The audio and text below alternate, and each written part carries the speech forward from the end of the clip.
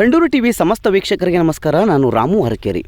Sandur TV ಎಂಬ ನಮ್ಮ YouTube channel ಇನ್ನು ಮುಂದೆ ಟೈಮ್ಸ್ ಆಫ್ ಕರ್ನಾಟಕ ಡಿಜಿಟಲ್ ಹೆಸರಿನಲ್ಲಿ ಪ್ರಸಾರವಾಗಲಿದೆ.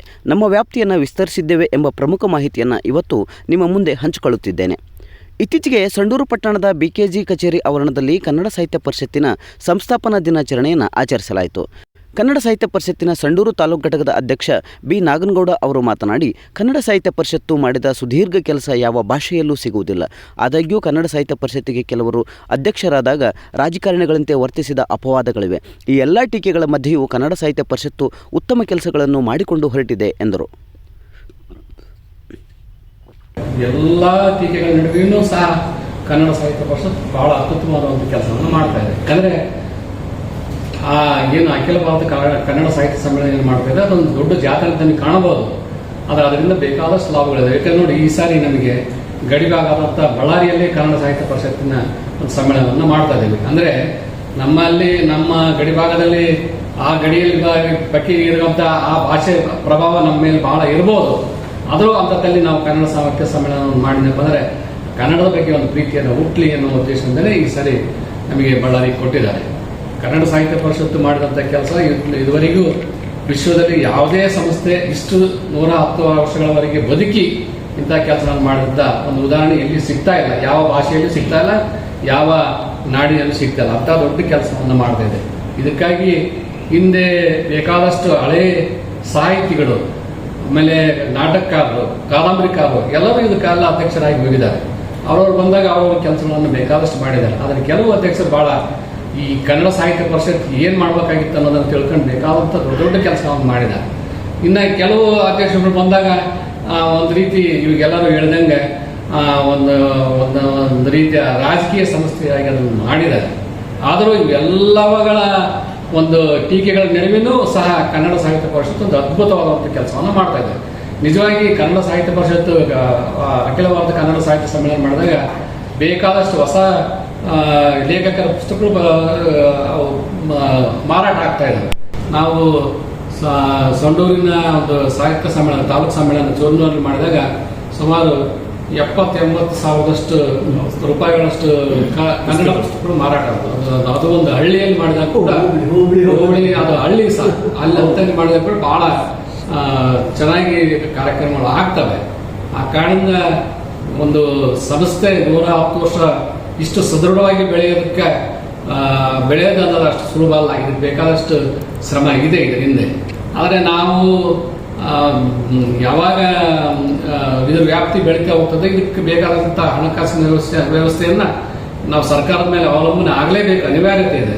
ಆದರೆ ಸರ್ಕಾರ ಕೊಟ್ಟಾಗ ಮಾಡೋಕ್ಕಾಗಿದೆ. ಆದರೆ ಆ ಪುನಗೂರು ಅನ್ನೋರು ಬಹಳ ಚೆನ್ನಾಗಿ ಒಂದು ಯೋಜನೆಯನ್ನು ತಂದ್ರೆ ಅವರು ಕನ್ನಡದ ಪ್ರತಿಯೊಬ್ಬರು 1 ರೂಪಾಯಿ ಕೊಟ್ಟರೆ ಕೋಟಿಗಟ್ಟಲೆ ದುಡ್ಡು ಆಗ್ತದೆ. ಅದನ್ನ ಬಳಸ್ಕೊಂಡು ನಾವು ಕನ್ನಡ ಕಾರ್ಯಕ್ರಮ ಮಾಡಬಹುದು, ಕನ್ನಡ ಚಟುವಟಿಕೆಗಳನ್ನು ಮಾಡಬಹುದು ಅನ್ನೋದನ್ನ ನಿಜವಾಗಿ ಅದನ್ನು ಮಾಡಿದ್ರೆ ಇವತ್ತು ನಾವು ಯಾವುದೇ ಸರ್ಕಾರನ ಕೇಳಬೇಕಾಗಿದ್ದಿಲ್ಲ, ಯಾವುದೇ ಮುಖ್ಯಮಂತ್ರಿ ಹಂಗಿನಲ್ಲಿ ನಾವು ಇರಬೇಕಾಗಿರಲಿಲ್ಲ. ಆದರೆ ಅದು ಆಗಲಿಲ್ಲ ಆ ಕೆಲಸ. ಯಾಕಂದ್ರೆ ಇಂಥ ಒಂದು ಸಂಸ್ಥೆ ತನ್ನದೇ ಆದಂಥ ಹಣಕಾಸಿನ ಸೌಲಭ್ಯಗಳನ್ನು ಹೊಂದಿದ್ರೆ ಅದು ತನಗೆ ತಿಳಿದಂತೆ ಅಂದ್ರೆ ಕನ್ನಡದ ಕೆಲಸಗಳನ್ನು ಮಾಡೋಕೆ ಅದು ಸ್ವತಂತ್ರ ಆಗುತ್ತೆ. ಇಲ್ಲದಪ್ಪ ಏನಾಗುತ್ತೆ ಅಂದ್ರೆ ಮತ್ತೆ ಅದರ ಮೇಲೆ ರಾಜಕೀಯ ವ್ಯಕ್ತಿಗಳ ಪ್ರಭಾವ ಆಗ್ತಾ ಇದೆ. ಅದು ಆಗಬಾರ್ದು. ಕನ್ನಡದ ಒಂದು ಸಂಸ್ಥೆ ತಾನೇ ಒಂದು ಹಣಕಾಸಿನ ವ್ಯವಸ್ಥೆಯನ್ನು ಮಾಡಿಕೊಂಡು ಸ್ವತಂತ್ರವಾಗಿ ಯಾವುದೇ ರೀತಿಯ ಸರ್ಕಾರದ ಅನುದಾನ ಇಲ್ಲದೆ ಈ ಸಮ್ಮೇಳನಗಳನ್ನ ಮತ್ತೆ ಈ ಕಾರ್ಯಕ್ರಮ ನಡೆಸಿದರೆ ನಿಜವಾಗಿ ಇನ್ನೊಂದು ಸ್ವಲ್ಪ ಸದೃಢವಾಗಿ ಬೆಳೆಯಕ್ಕೆ ಸಾಧ್ಯ ಆಗ್ತದೆ. ಆ ಕಾರಣದಿಂದ 110 ವರ್ಷ ಇಲ್ಲಿವರೆಗೆ ಕೆಲಸ ಮಾಡಿ ಬಂದಂಥ ಈ ಸಂಸ್ಥೆ ಮುಂದೆ ಉಜ್ವಲವಾಗಿ ಬೆಳೀಲಿ. ನಿವೃತ್ತ ಉಪನ್ಯಾಸಕರಾದ ಬಸವರಾಜ್ ಮಸೂತಿಯವರು ಮಾತನಾಡಿ, ಬಳ್ಳಾರಿ ಜಿಲ್ಲೆಗೆ ಅಖಿಲ ಭಾರತ ಸಾಹಿತ್ಯ ಸಮ್ಮೇಳನ ನಡೆಸುವ ಅವಕಾಶ ದೊರೆತಿರುವುದು ಖುಷಿಯ ಸಂಗತಿ. ಇದರಲ್ಲಿ ರಾಜಕೀಯ ಸೇರಬಾರದು. ರಾಜ್ಯದಲ್ಲಿ ಎಷ್ಟೋ ಜನರಿಗೆ ಅಂತಾರಾಷ್ಟ್ರೀಯ ಮಟ್ಟದಲ್ಲಿ ನೊಬೆಲ್ ಪ್ರಶಸ್ತಿ ಪಡೆದ ಗ್ರಂಥಗಳನ್ನು ಓದಲು ಸಾಧ್ಯವಾಗಿಲ್ಲ. ಕನ್ನಡ ಸಾಹಿತ್ಯ ಪರಿಷತ್ತು, ಹಂಪಿ ವಿಶ್ವವಿದ್ಯಾಲಯಗಳು ಈ ಗ್ರಂಥಗಳನ್ನು ಕನ್ನಡೀಕರಿಸಿ ಓದುಗರಿಗೆ ಒದಗಿಸಬೇಕು ಎಂದರು. ಇಡೀ ರಾಜ್ಯದ ತುಂಬ, ರಾಜ್ಯದ ಹೊರಗಡೆಗೂ ಸಹಿತ ಕನ್ನಡದ ಒಂದು ಕಂಪು ಹರಡಬೇಕು ಅನ್ನುವಂಥ ಉದ್ದೇಶವನ್ನು ಇಟ್ಕೊಂಡು ಪರಿಷತ್ತು ಕೆಲಸವನ್ನು ಮಾಡ್ತಾ ಇದೆ. ಕೆಲವೊಂದು ರಾಜ ಕಾಲಸ್ಯ ಕಾರಣಂ ಅಂತ ಹೇಳ್ತಾರಲ್ಲ, ರಾಜ ಕಾಲಸ್ಯ ಕಾರಣ. ಅಧ್ಯಕ್ಷರು ಎಂತೆಂಥವರು ಆಗಿ ಬರ್ತಾ ಇದ್ದಾರೆ, ಅವರ ಒಂದು ಮೇಲಿನೂ ಸಹಿತ ಕೆಲಸಗಳ ಅವಲಂಬನ ಆಗ್ತಾ ಇರ್ತಾವೆ. ಬಹಳಷ್ಟು ಜನ ಒಳ್ಳೆ ಅಧ್ಯಕ್ಷರು ಆಗಿ ಹೋಗಿದ್ದಾರೆ.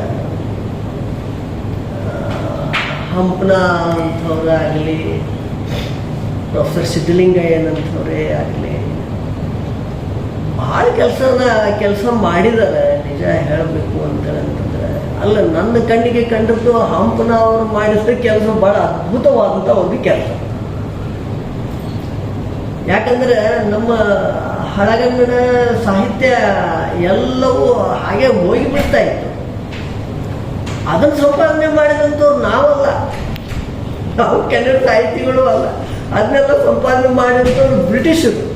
ಹೇಳಬೇಕು ಅಂದ್ರೆ ಆ ಕಾವ್ಯಗಳ ಒಂದು ಮಹತ್ವ, ಕಾವ್ಯಗಳ ಒಂದು ಬಿಗಿ ಯಾವ ರೀತಿಯಾಗಿತ್ತು ಅನ್ನುವಂಥದ್ದನ್ನು ನಾವು ಯೋಚನೆ ಮಾಡಿ ಈ ಕಾವ್ಯಗಳು ಹಾಳಾಗಿ ಹೋಗ್ಬಿಡ್ತಾ ಇದ್ದು, ಮುಂದಿನ ಜನಾಂಗಕ್ಕೆ ದೊರೆಯಲಾಗದೆ ಹೋಗ್ಬಿಡ್ತಾ ಇದ್ದು ಅಂತ ಅಂದ್ಕೊಂಡು ಹಂಪನ ಅವರಿದ್ದಂಥ ಒಂದು ಸಂದರ್ಭದಲ್ಲಿ ಮಾತ್ರ ಇವನ್ನ ಬಹಳ ಕಾಳಜಿಯಿಂದ ಅವನ್ನ ಆ ಹಳಗನ್ನಡ ಕಾವ್ಯಗಳನ್ನು ಪ್ರಕಟಗೊಳಿಸುವಂಥ ಕೆಲಸವನ್ನು ಅವರು ಮಾಡಿ ಬಹಳ ದೊಡ್ಡದಾದಂಥ ಒಂದು ಕೆಲಸ.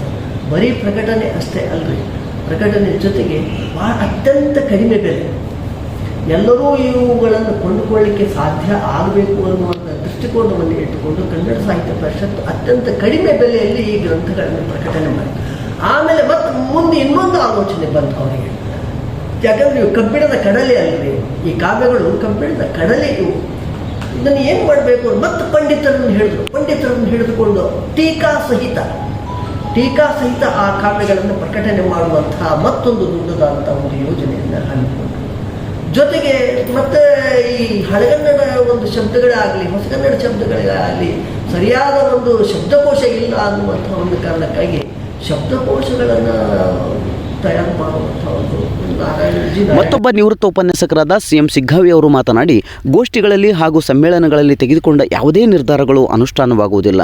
ಸರೋಜಿನಿ ಮಹಿಷಿ ವರದಿಯಂತೆ ಕನ್ನಡಿಗರಿಗೆ ಉದ್ಯೋಗ ಹಂಚಿಕೆಯಲ್ಲೂ ತಾರತಮ್ಯವಾಗುತ್ತಿದೆ ಎಂದು ವಿಷಾದ ವ್ಯಕ್ತಪಡಿಸಿದರು. ದತ್ತಿಗಳನ್ನ ಬಹಳಷ್ಟು ಸಂಗ್ರಹ ಮಾಡಿದ್ದರಿಂದ ಶಿವಮೊಗ್ಗದಲ್ಲಿ ನಡೆದಂತಹ 73ನೇ ಕನ್ನಡ ಸಾಹಿತ್ಯ ಸಮ್ಮೇಳನದಲ್ಲಿ ನಿಸಾರ್ ಅಹಮದ್ ಅವರು ಅಧ್ಯಕ್ಷರಾದಾಗ ನನಗೂ ಕೂಡ ಕನ್ನಡ ಸಾಹಿತ್ಯ ಪರಿಷತ್ತಿನ ಕನ್ನಡ ಶ್ರೀ ಪ್ರಶಸ್ತಿಯನ್ನು ಕೊಟ್ಟರು. ನಿಜವಾಗ್ಲೂ ಕೂಡ ನಮ್ಮೊಂದು ಅವಕಾಶ, ಆ ಕೆಲಸ ಮಾಡೋದಕ್ಕೆ ಅವಕಾಶ ಸಿಕ್ಕಿತ್ತು, ಮಾಡಿದಷ್ಟೇ.